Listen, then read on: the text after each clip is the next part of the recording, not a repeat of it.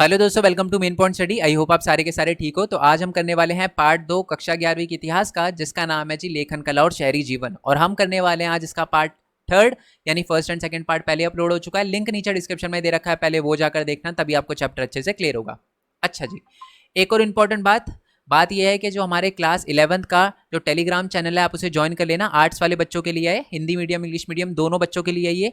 और मैं बता दूं, यहाँ पर जो आपको पता है नोट्स वगैरह से मैं वीडियो बनाता हूँ, तो नोट्स जो है वो हमारी वेबसाइट पे अपलोड होने से पहले मैं यहाँ पर अपलोड कर देता हूँ, क्योंकि वेबसाइट पे अपलोड करने में टाइम लगता है। और इंपॉर्टेंट चीज़ें हो गई या कुछ ऐसी चीज़ें होती है जिसको देखकर मेरे को लगता है कि इस पर अलग वीडियो नहीं बनानी चाहिए, जैसे कि कुछ इंपॉर्टेंट क्वेश्चन होते हैं या एमसीक्यू वगैरह पूछने होते हैं, तो मैं यहीं पर पूछता हूँ। तो आप इसे ज्वाइन कर लेना, सबसे इंपॉर्टेंट ग्रुप है ये, ठीक है। अभी 746 बच्चे यहाँ पर है, और यहाँ पर बेसिकली एक और ग्रुप इससे अटैच है जिसमें आप मेरे से क्वेश्चन भी पूछ सकते हो, ठीक है।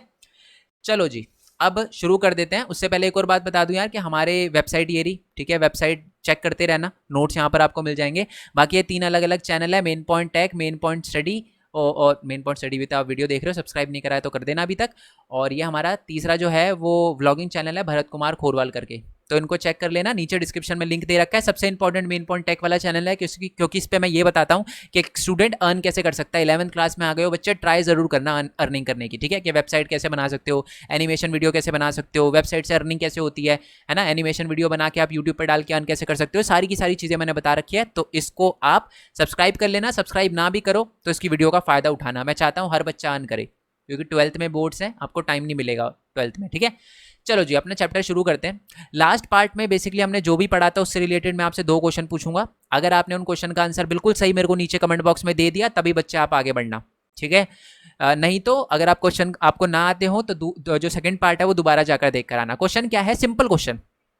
आप मेरे को ये बताओ कि मेसोपोटामिया में एक जगह से दूसरी जगह चीजों को ले जाने के लिए सबसे बढ़िया जो यातायात का साधन था वो कौन सा था। पहला क्वेश्चन ये है। और दूसरा क्वेश्चन आप मेरे को ये बताओ कि मेसोपोटामिया में कांसे का युग, कांसा आपको पता है ना, जो तांबे और रांगे से मिलकर बनता था, उसका युग जो है उसकी शुरुआत कब हुई थी। ये दोनों क्वेश्चन आप मेरे को नीचे कमेंट बॉक्स में बताना, अगर आते होंगे तभी ये वाला पार्ट आपको देखना है, ठीक है। चलो जी, तो लास्ट पार्ट में हमने एंड में देखा था कि मेसोपोटामिया में लेखन कला की क्या क्या विशेषता थी। हमने देखा था बहुत सारे वो हुआ करते थे, चिन्ह वगैरह होते थे, याद रखना डिफिकल्ट होता था। इसलिए बहुत कम ऐसे लोग होते थे जिनको लेखन कला का थोड़ा सा अनुभव था, जो पट्टिकाएं वगैरह लिखते थे, बहुत कम लोग होते थे, क्योंकि बहुत कुशलता चाहिए होती थी, ठीक है। इतने सारे जो चिन्ह है उसे याद रखना पड़ता था। तो अब नेक्स्ट टॉपिक क्या है, नेक्स्ट टॉपिक हमारा लेखन का प्रयोग, ठीक है। तो बेसिकली इस वाले टॉपिक में ना कहानी दे रखी है। कहानी क्यों दे रखी है, इसमें बेसिकली है ना ये बता रखा है, इस कहानी के अनुसार कुछ लोग मानते हैं कि कहानी सच है। इस कहानी में ये बता रखा है कि सबसे पहले जो पट्टिका थी ना, पट्टिका का प्रयोग कैसे स्टार्ट हुआ होगा, ठीक है। तो ये कहानी जो है बेसिकली ये उरुक के राजा एनमरकर की कहानी है, ठीक है। कहानी ये देखो आपके बुक के अंदर लिखी हुई है ये कहानी। मैं आपको कहानी समझा देता हूँ, कहानी क्या है। बेसिकली माना जाता है कि हमारे जो उरुक के राजा थे उनका नाम था एनमरकर, ठीक है। वो अपने एरिया के अंदर एक सुंदर बहुत बड़ा सा मंदिर बनवाना चाहते थे, जिसके लिए उन्हें लाजवर्द और अन्य बहुमूल्य पत्थरों की जरूरत थी, ठीक है। और उनको कहीं से इंफॉर्मेशन मिली कि एक एरिया है जिसका नाम है अरट्टा। अरट्टा के अंदर बहुत ही बढ़िया क्वालिटी के जो है वो लाजवर्द के पत्थर और बहुमूल्य रत्न वगैरह मिलते हैं। इसने क्या किया, अपने राजदूत को, यानी अपने जो आपने कह सकते हो कि अपने एरिया के अंदर से एक बंदे को अरट्टा की तरफ भेज दिया, और बोला कि जाओ राजा को बोलो, वहां के अरट्टा के राजा को बोलो कि एनमरकर ने ये सारी चीजें मंगवाई है, बहुमूल्य रत्न मंगवाए हैं, और भेज दो। अब हमारा राजदूत जाता है कहाँ पर, अरट्टा जाता है। अरट्टा जैसे मर्जी वो पहुंचता है, फिर राजा को अपनी बात बताना शुरू करता है। वहां पर आ जाता है लैंग्वेज बैरियर, मतलब जो अरट्टा का राजा होता है उसे समझ ही नहीं आ रहा होता है कि राजदूत क्या कह रहा है, ना राजदूत को समझ आता है कि अरट्टा का राजा क्या कह रहा है। तो राजदूत वापस आ जाता है। एनमरकर बोलता है भाई क्या हो गया, लेकर नहीं आया, पत्थर वत्थर कहाँ है दिखाओ। तो वो कहते हैं जी नहीं, मना कर दिया, ठीक है। और वो ये भी बोलता है कि वहां पर लैंग्वेज का इशू था। अब एनमरकर बड़ा गुस्सा हो जाता है, क्योंकि पहली बार लाइफ में वो ना सुन रहा होता है। वो बोलता है कि यार ये क्या सिस्टम है, मना कैसे कर दिया उसने, बातचीत ऐसी, मतलब महंगी बातचीत है हमारी, ऐसे कैसे कर दिया उसने। वो क्या करता है, और फिर ये भी बता देता है हमारा राजदूत हमारे एनमरकर को कि ना लैंग्वेज का भी इशू है, उनको समझ भी नहीं आ रहा था मैं क्या कह रहा हूँ। तो एनमरकर कहता है ठीक है। वो एक पट्टिका उठाता है, चिकनी मिट्टी पर लिख कर देता है उसे, और वो बेसिकली धमकी होती है कि अगर पत्थर नहीं पहुंचाए तो हम आपको ऊपर पहुंचा देंगे। मतलब ऐसी धमकी लिखकर राजदूत के हाथ में देता है, और उससे बोलता है कि अब जाओ, पट्टिका पकड़ा देना हाथ में, और ऊपर से नीचे तक वो कांप जाएगा और पत्थर वत्थर भेज देगा, ठीक है। हमारा राजदूत वो पट्टिका लेके जाता है, ठीक है, अब कहानी में आगे क्या होता है ये तो नहीं बता रखा आपकी बुक में, बट हाँ ये जरूर बता रखा है कि जैसे ही राजदूत अरट्टा के राजा के सामने वो पट्टिका प्रस्तुत करता है और देता है, ये देखो मेरे राजा ने धमकी भेजी है, तो जो अरट्टा का राजा है वो चौंक जाता है, क्योंकि लाइफ में पहली बार उसने पट्टिका देखी होती है, उसका दिमाग घूम जाता है कि ये चीज है क्या। ठीक है, तो माना जाता है कि सबसे पहले लेखन कला और पट्टिका का उपयोग इस तरीके से हुआ होगा, इस कहानी के द्वारा हुआ होगा। ठीक है, चलो जी, अब हमारे नेक्स्ट टॉपिक पे आते हैं। नेक्स्ट टॉपिक है दक्षिणी मेसोपोटामिया का शहरीकरण और मंदिर और राजा। बेसिकली टॉपिक दे रखा है, तो मैं आपको बता दूं कि माना जाता है कि 5000 ईसा पूर्व से दक्षिणी मेसोपोटामिया में बस्ती का विकास होने लगा था, और इन बस्तियों में से कुछ ने प्राचीन शहरों का रूप ले लिया। ठीक है, माना जाता है कि हमारे दक्षिणी मेसोपोटामिया में 5000 साल पहले बस्तियां बनना शुरू हुई थी। अब बस्तियां क्या होती है, जहां पर लोग है ना झुंड में रहते हैं, है ना, इकट्ठा रहते हैं, तो वो बस्तियां बनने शुरू हुई थी। ठीक है, बट धीरे धीरे धीरे धीरे क्या हुआ, वो बस्तियां शहरों में कन्वर्ट हो गई। शहरों की खासियत आपको पता है ना, जहां पर हर बंदे का काम जो है बटा हुआ हो, यानी सोनार सोने का काम करेगा, लोहा लोहे का, ऐसे काम जो है वो बट गया, तो यानी बहुत सारे प्राचीन नगर बसने लगे। अब मैं आपको बता दूं, मेसोपोटामिया में कई अलग अलग प्रकार के शहर होते थे। ठीक है, बेसिकली आपकी बुक में 3 प्रकार के शहर दे रखे हैं। पहले शहर वो होते थे जो मंदिरों के चारों ओर बसे रहते थे, है ना। मैं आपको बता दूं, मेसोपोटामिया के अंदर मंदिरों की बहुत ही ज्यादा मान्यता थी, महत्वपूर्ण माना जाता था मंदिरों को। अभी पता चलेगा आपको कितना महत्वपूर्ण माना जाता था। और दूसरे शहर वो होते थे जो मतलब व्यापार का केंद्र होते थे, जहां से ट्रेड वगैरह, व्यापार वगैरह बहुत बढ़िया होता था, बहुत बड़े नंबर पे होता था, ये वो शहर। तीसरे शहर होते थे शाही शहर, यानी जहां पर राजा वगैरह रहा करते थे। ठीक है, तो ये 3 प्रकार के शहर होते थे। ओके, अब आपकी बुक में इन नीचे वाले 2 शहरों के बारे में तो कुछ नहीं लिखा हुआ, बट हाँ इस वाले यानी पहले जो मंदिरों के आसपास या चारों ओर बसे होते थे उनके बारे में बता रखा है। अब जब मंदिरों के चारों ओर बसे होते थे, तो पहले तो मंदिर के विशेषता देख लेते हैं कि मेसोपोटामिया में मंदिरों की क्या विशेषता थी। ठीक है, तो मैं आपको बता दूं, जब मेसोपोटामिया में खुदाई हुई थी ना, तो हमें सबसे पुराना जो मंदिर अभी तक जो मिला है वो हमें कच्ची ईंटों से बना हुआ मिला है। यानी मेसोपोटामिया के मंदिरों की सबसे पहली विशेषता ये थी कि वो छोटा मंदिर था, और साथ ही में क्या था, वो कच्ची ईंटों से बना हुआ था। सेकंड था कि इन मंदिरों में विभिन्न प्रकार के देवी देवताओं का निवास था, जैसे उर, ठीक है, उर जो चंद्र देवता थे। ठीक है, और साथ में इन्नाना जो कि प्रेम और युद्ध की देवी थी। मतलब हमारे जो मेसोपोटामिया के लोग थे वो 2 देवी देवताओं की पूजा करते थे, और भी बहुत सारे थे, बट जिनके बारे में हमें नॉलेज हो पाई है वो 2 थे। एक तो थे उर जो कि चंद्र देवता थे, और दूसरे थे इन्नन्ना जो कि प्रेम और हमारे युद्ध की देवी थी। इनकी पूजा करते थे वो। यह मंदिर ईंटों से बनाए जाते थे, और समय के साथ बड़े होते गए, क्योंकि उनके खुले आंगन के चारों ओर कई कमरे बने होते थे। इसका कहने का मतलब क्या है कि ये हमारा मंदिर है छोटा सा। अब इसके मंदिर के आगे बहुत सारी चारों तरफ जगह जगह होती थी, तो यहाँ पर ऐसे कमरे कमरे कमरे कमरे बनाते रहते थे। समय के साथ जो है मंदिर बड़ा होता रहता था, जहां जहां कमरे बनते रहते थे ऐसे बड़ा बड़ा बड़ा बड़ा होता रहता था अपना मंदिर। ठीक है, कुछ प्रारंभिक मंदिर साधारण घरों से अलग किस्म के नहीं होते थे। मतलब इसमें ये लिख रखा है कि स्टार्टिंग के जो मंदिर होते थे ना, वो बिल्कुल नॉर्मल लोगों के घरों की तरह होते थे। मैं आपको इसका मतलब समझाता हूँ, इससे रिलेटेड एक छोटी सी कहानी है। ठीक है, मैं ना एक बार एक अंकल जी के घर पे गया था। ठीक है, रिलेटिव में है वो। उन्होंने पता क्या, एसी का पाइप है ना जो होता है जिससे थोड़ी सी ठंडी हवा आती है, तो उन्होंने वो पाइप मंदिर की तरफ भी कर रखा था। ठीक है, बिल्कुल मंदिर की तरफ अलग से कर रखा था। ठीक है, तो वो ये मानते थे कि जी हमें गर्मी लगती है तो भगवानों की भी लगती होगी, तो इसलिए उन्होंने डाल रखा था। मेरे को देख के बहुत अच्छा लगा। तो वो क्या मानते थे, एक तरह से परिवार का सदस्य मानते थे, भगवानों को परिवार का सदस्य मानते थे। और ऐसा ही हमें मेसोपोटामिया के अंदर देखने के लिए मिलता था। मेसोपोटामिया, ये ना, हाँ, मेसोपोटामिया के अंदर देखने के लिए मिलता था। मेसोपोटामिया के अंदर जो स्टार्टिंग के जो प्रारंभिक मंदिर थे ना, वो बिल्कुल घरों की तरह होते थे। ठीक है, क्योंकि मंदिर में किसी देवी देवता का घर ही होता था, वो भी एक तरह का, मंदिरों में भी भगवान मिलते हैं, हम भगवान का घर ही मानते थे वो। मंदिरों की बाहरी दीवारें कुछ अंतराल के बाद भीतर की ओर और बाहर की ओर मुड़ी हुई होती थी। यह मंदिरों की विशेषता होती थी। मतलब मंदिरों की जो बाहर की दीवारें है ना, वो कुछ अंतराल के बाद भीतर की तरफ और बाहर की तरफ जो है मुड़ी होती थी। मैं आपको पिक्चर की तरफ से एक्सप्लेन करता हूँ, तब आपको थोड़ा सा अच्छे से क्लियर होगा। ये देखो, ये है ना, ये दीवार है, ये अंदर की तरफ मुड़ी है, बाहर की तरफ मुड़ी है, अंदर की तरफ, बाहर की, ऐसे ऐसे मुड़ी होती थी। मतलब ऐसे चौकोर साइड में सीधा सीधा नहीं होता था, मुड़ी हुई होती थी। ठीक है, और यहाँ पर देखो, ये भी यहाँ से मुड़ी हुई है, अंदर की तरफ मुड़ी हुई है ना, दीवार अंदर की तरफ गई हुई है। तो यही बता रखा है इसके अंदर। चलो जी, नेक्स्ट पॉइंट पे आते हैं। अब थोड़ा सा हम देवी देवताओं के बारे में भी देख लेते हैं। मंदिर देख लिया, अब देवी देवताओं के बारे में कर लेते हैं। देवता पूजा का केंद्र बिंदु था।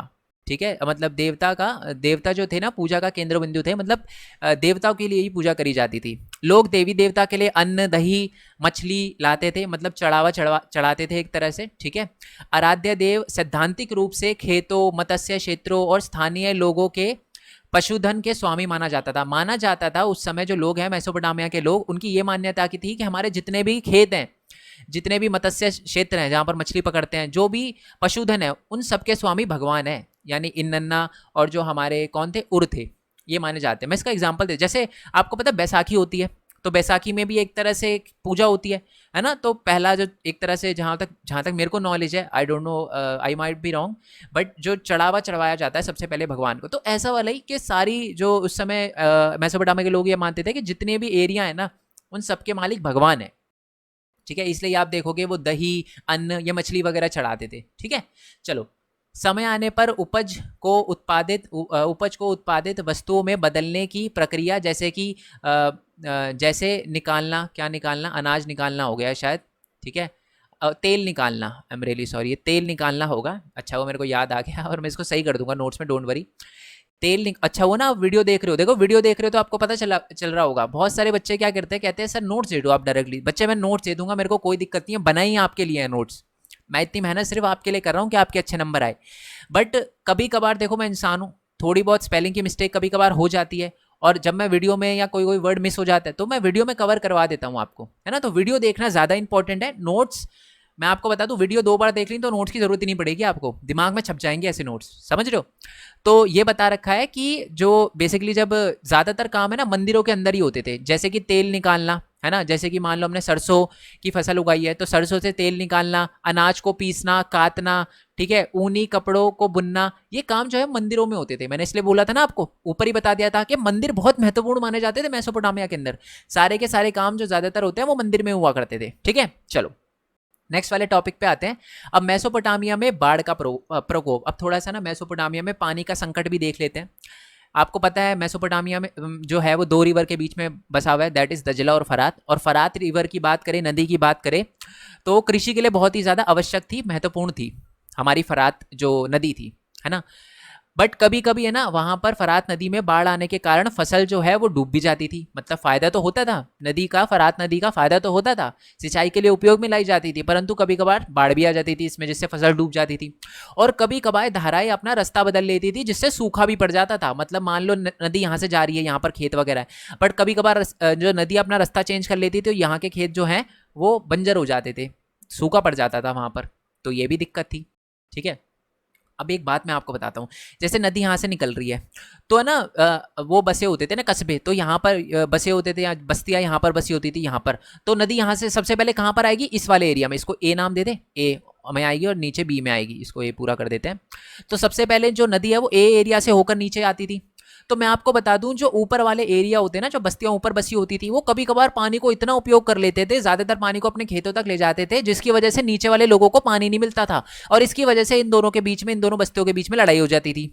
और जो जीतता था, मान लो ए जीत गया, तो वो क्या करता था, बी के जो मुखिया होते थे ना, उनके और बाकी लोगों को क्या करता था, बंदी बना लेता था, गुलाम बना लेता था, और उनसे काम वगैरह करवाता था, चौकीदार या नौकर वगैरह का काम करवाता था, और भी बहुत सारे काम करवाता था। ठीक है, जैसे कि ईंटें वगैरह बनवाना, है ना, और सेना में भर्ती करना, है ना, मंदिरों की साफ सफाई करना, ये सारे के सारे काम भी करवाता था। और देखो यही बात लिखी हुई है, धराव के ऊपर बसे नगर कभी कभी इतना ज्यादा पानी खेतों में ले जाते थे, जिसकी वजह से नीचे के लोगों को पानी नहीं मिल पाता था, जिसकी वजह से पानी को लेकर लड़ाई भी होती थी, है ना।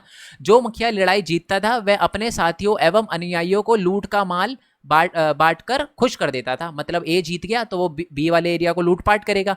अब लूटपाट करेगा तो फिर ए के पास लूटपाट का सामान आएगा, तो मुखिया कहता है बांट लो आपस में, अपने जो एक तरह से फौजी हो गए हो तो फौजी को कहता है बांट लो, कोई दिक्कत नहीं, तो खुश हो जाते थे फौजी भी। तो ये लिखा हुआ है, ठीक है। और साथ ही बंदी बनाकर, और जो जो हार जाते थे ना, उनको क्या करता था, उनके समूह को बंदी बनाकर वो ले जाते थे अपने साथ, और उन्हें चौकीदार या नौकर बना लेते थे, और भी काम वगैरह उनसे करवाते थे। ठीक है, तथा उनसे उन्हें काम भी करना पड़ता था। ठीक है, उनसे बेसिकली टैक्स तो नहीं लिया करते थे वो, मैं आपको बता दूं कृषि का टैक्स नहीं लिया करते थे, बट काम बहुत करवाते थे उनसे।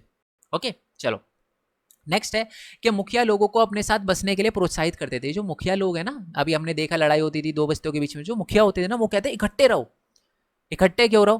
पहली बात तो ये है कि जिससे आवश्यकता पड़ने पर तुरंत अपनी सेना इकट्ठी कर सके। मतलब मान लो लड़ाई हो गई पानी को लेकर, बी वाले ने अटैक कर दिया, ठीक है, और ए वाला के जो लोग हैं ना वो बिल्कुल अलग अलग दूर दूर इलाकों में रहते हैं, है ना, तो फिर इकट्ठे नहीं हो पाएंगे। तो मुखिया बोलता था इकट्ठे रहो जी, बातचीत खराब हुई है, अगर लड़ाई वड़ाई हो जाती है तो फफेड़ देंगे पूरा, ऐसा वाला। नेक्स्ट पॉइंट है कि इसके अलावा लोग एक दूसरे के आसपास रहने से स्वयं को सुरक्षित महसूस करते थे। अब एक दूसरे के पास रहते थे तो एकदम सुरक्षित महसूस करते थे कि हाँ जी सेफ है, अगर बातचीत खराब हो गई तो पड़ोसी आएगा, लड़ेंगे हम साथ में, ऐसा वाला सिस्टम, ठीक है। अब थोड़ा सा शहरी जीवन के बारे में भी देख लेते हैं कि वहां पर लोगों का जीवन कैसा था, कि मतलब एक फैमिली में कितने मेंबर हुआ करते थे, ऐसा वाला सिस्टम, ठीक है। शादी ब्याह कैसा होता था वो देखेंगे इस वाले टॉपिक में, ठीक है। चलो, मेसोपोटामिया में एकल परिवार को ही आदर्श माना जाता था। हालांकि शादीशुदा बेटा और उसका परिवार माता पिता के साथ ही रहता था। मैं आपको बता दूं कि मेसोपोटामिया में एकल परिवार होता था। एकल परिवार का क्या मतलब है? मदर फादर, मदर फादर तो होते ही थे और साथ ही में बच्चे वगैरह हुआ करते थे। बट शादीशुदा जो बेटा है और उनकी जो माताएं हैं वो भी साथ वगैरह रहा करते थे, ठीक है। और जो पिता होता था वो परिवार का मुखिया होता था। ओके, अब थोड़ा शादी के बारे में देख लेते हैं। विवाह करने की इच्छा के बारे में घोषणा की जाती थी। मतलब फलाना परिवार का एक लड़का बोलता था मैं इस लड़की से विवाह करना चाहता हूँ। उसके बाद जो वधू होता था यानी जो लड़की होती थी उसके माता पिता विवाह के लिए अपनी सहमति देते थे। अगर अच्छा लड़का जो है वो अच्छा होता था तो वो हाँ कह देते और नहीं होता तो मना कर देते थे, ठीक है। और बाद में उसके बाद जो वर होता था यानी लड़का पक्ष के जो लोग हैं वधु को कुछ उपहार देते थे। मतलब ये जो लड़के वाली साइड होती है ना, बाराती कहते हैं ना, पता नहीं याद, मतलब ढंग से याद नहीं आ रहा, समझ गए ना। बेसिकली जो लड़के वाली साइड होते थे ना वो लड़की को उपहार वगैरह देते थे, गिफ्ट वगैरह देते थे, मुंह दिखाई एक तरह से आप कह सकते हो, ठीक है। जब विवाह की रस्म खत्म हो जाती थी तो दोनों के दोनों परिवार जो हैं, दोनों पक्षों के परिवार एक दूसरे से उपहार आदान प्रदान करते थे, आज भी होता है। और वह साथ बैठकर फिर भोजन करते थे और फिर मंदिर जाकर भेंट चढ़ाते थे, है ना, भगवान को प्रसन्न कर देते कि जिनको नए जो जोड़ी है उनको बनाए रखना और अपना आशीर्वाद देना, ऐसा। जब नव वधु को उनकी सांस लेने आती थी, मतलब ये लिख रखा है कि जो शादी होती थी जब, तो लड़की को लेने के लिए उनकी सास आती थी, है ना।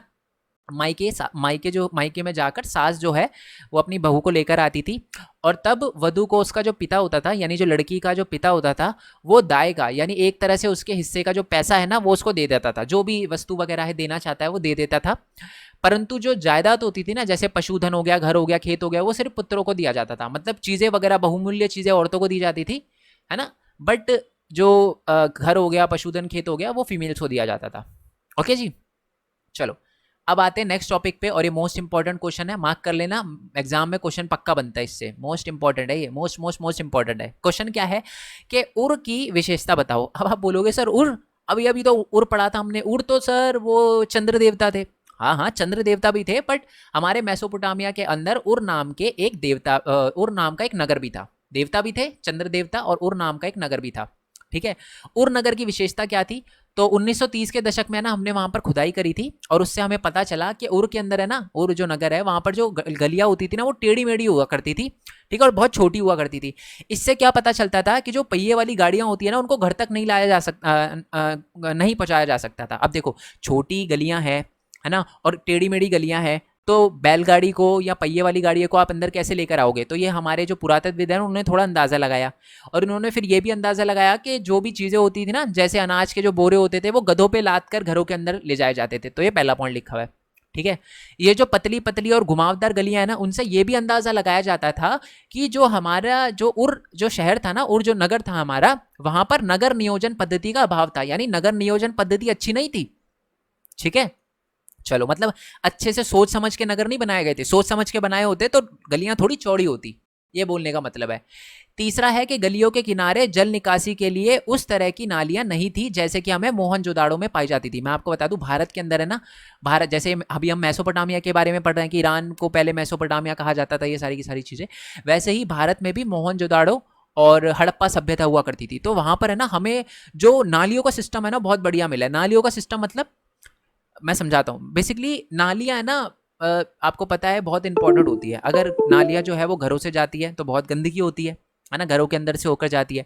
तो मेसोपोटामिया के लोगों जो हमारे मोहनजोदाड़ो के लोग थे, जो भारत के लोग थे, उनमें इतना दिमाग था कि वो उनको पता था कि अगर घर से निकालेंगे नाली तो गंदगी होगी, तो वो घरों के बाहर से नालियाँ निकालते थे। बट ऐसा है ना, हमें मेसोपोटामिया में देखने के लिए नहीं मिला।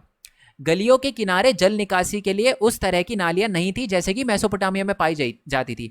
मतलब जो मेसोपोटामियन में नालियां जो हैं सोच समझ के बनाई गई थी, बट इतना ज़्यादा हमें सॉरी मोहनजोदाड़ो में नालियां जो है वो सोच समझ के बनाई गई थी। बट अगर मेसोपोटामिया की बात करें तो नालियां जो थी वो अच्छे से नहीं बनाई गई थी, ठीक है, बल्कि नालियां और नगरों के घरों के भीतर आंगन में पाई गई थी।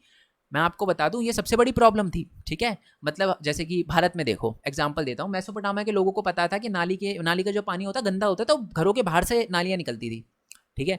परंतु हमारे जो सॉरी मेसोपोटामिया बोल दिया दोबारा से, मोहनजोदाड़ो, भारत के जो मोहनजोदाड़ो के लोग थे उनमें बहुत दिमाग था, उन्हें पता था नालियां गंदी होती है तो घरों के बाहर से नालियां जाती थी। परंतु हमारे मेसोपोटामिया के अंदर जो नालियां हैं, पता नहीं था लोगों को ज़्यादा कि नालियां कहाँ से निकालनी चाहिए, तो वो घरों के अंदर से नालियां निकालते थे, ठीक है। और साथ में ये भी लिखा हुआ है कि घरों की छत की ढलान है ना, घरों की ओर से ये लिखा है घरों की छतों का ढलान भीतर की ओर होता था, ठीक है। इसका मतलब ये है, जैसे घर है, घर की छत है, जैसे घर है, ठीक है, और घर की छत है, तो बेसिकली घर की छत है ना, बेसिकली बीच वाले इलाके ऐसे बनाई जाती थी।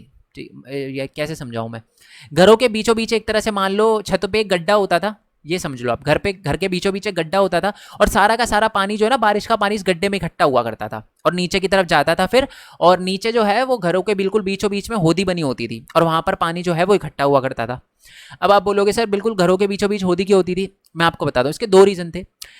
पहला रीजन तो ये है कि मान लो कि बारिश आ जाए, ठीक है, तो बारिश का जो पानी है वो गलियों में ना जा सके, छत पे इकट्ठा होकर, छतों का ऐसा ना छत से निकलकर बाहर की तरफ गलियों में गिर जाए, तो छत के बीचों बीच इकट्ठा हो जाता था होदी में, जो घर के बिल्कुल बीचों बीच में सबसे नीचे वाले कमरे में जो होदी बनाई जाती थी वहां पर पानी इकट्ठा हो जाए ताकि गलियों में ना जा सके, क्योंकि वैसी कच्ची गलियां थी, छोटी थी, घुमावदार थी, तो गीली हो जाती थी, मतलब कीचड़ वगैरह हो जाता था, तो इसलिए लोग घरों के भीतर बनाते थे उसको, ठीक है, यही बात लिखी हुई है। ओके, चलो, लोग घरों का सारा कूड़ा ना गलियों में डाल देते थे, ठीक है। हमें ये भी पता चला है कि बहुत सारे लोग क्या करते थे हमारे उर वाले नगर में, जो क्या करते थे, वो जो कूड़ा होता है ना वो गलियों में ही फेंक देते थे, घर का कूड़ा। अब ये सर आपको कैसे पता, आप कैसे बोल सकते हो ये हम ऐसे बोल सकते हैं क्योंकि हमें क्या है, गलियों के अंदर बहुत सारा कूड़ा करकट मिला है, और पता है कूड़ा करकट की वजह से इतना वो कूड़ा डालते थे जिसकी वजह से क्या होता था कि जो गलियों की सतह थी ना वो ऊपर की तरफ उठ जाती थी। जैसे गली है ना, मान लो ये गली का रास्ता है, अब इस पर कूड़ा फेंकोगे, इतना कूड़ा फेंकोगे तो परत ऊपर की तरफ आ जाएगी, मतलब जो हमारी गली है ना उसकी सतह उड़ जाती थी। और इसी की वजह से क्या करते थे लोग, अपनी दहलीज भी उठा देते थे, अपनी घर की दहलीज को भी ऊपर की तरफ कर देते थे। क्यों? ताकि जो नदी, अगर मान लो वर्षा होने पर गंदा पानी अगर नदियों में गलियों में आ जाए तो वो गलियों का पानी घर में ना आ जाए, क्योंकि अगर जो नालियां हैं, सॉरी जो गलियां हैं, अगर उनकी दहलीज ऊपर होगी, गलियां जो है ऊपर होगी, तो सारा का सारा पानी जो है वो लोगों के घरों में जाएगा, इसलिए लोग घर भी उठा देते थे, घर की सतह भी उठा देते थे, ठीक है, ताकि वर्षा का जो पानी है, कीचड़ भरा पानी, वो घर में ना आ सके। यही वाला पॉइंट लिखा हुआ है, ये सारे पॉइंट लिखने हैं, एग्जाम पॉइंट ऑफ व्यू से बहुत इंपॉर्टेंट है। नेक्स्ट वाला पॉइंट सुनो, घरों के अंदर जो रोशनी थी ना वो खिड़कियों से नहीं आती थी, दरवाजों से आती थी। इसका मतलब वहां पर जो खिड़कियां होती थी वो नहीं होती थी। अब आप बोलोगे क्यों नहीं होती थी? ताकि गोपनीयता बनी रहे, प्रीवेसी बनी रहे, है ना, कोई ऐसे घर में झांके ना, है ना, पता ना चले क्या हो रहा है क्या नहीं हो रहा। नेक्स्ट है कि घरों के बारे में लोगों के ना कुछ अंधविश्वास भी थे।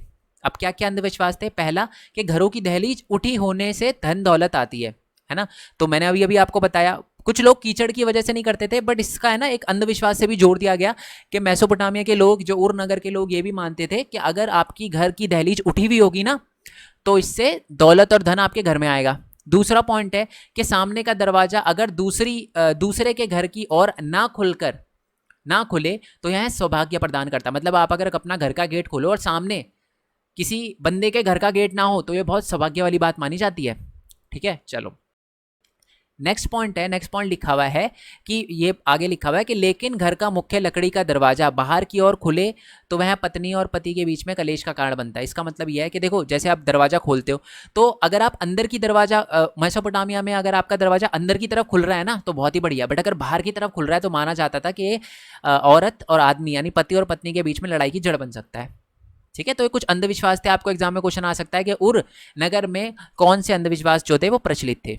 नेक्स्ट वाले पॉइंट की बात करते हैं कि उर नगर में हमें कब्रिस्तान भी मिला है, जहां पर हमें शासकों यानी राजा वगैरह, वहां के राजा वगैरह और वहां के जो जनसाधारण जो नॉर्मल लोग हैं उनकी समाधियां भी मिली है कि उनको दफनाया गया था।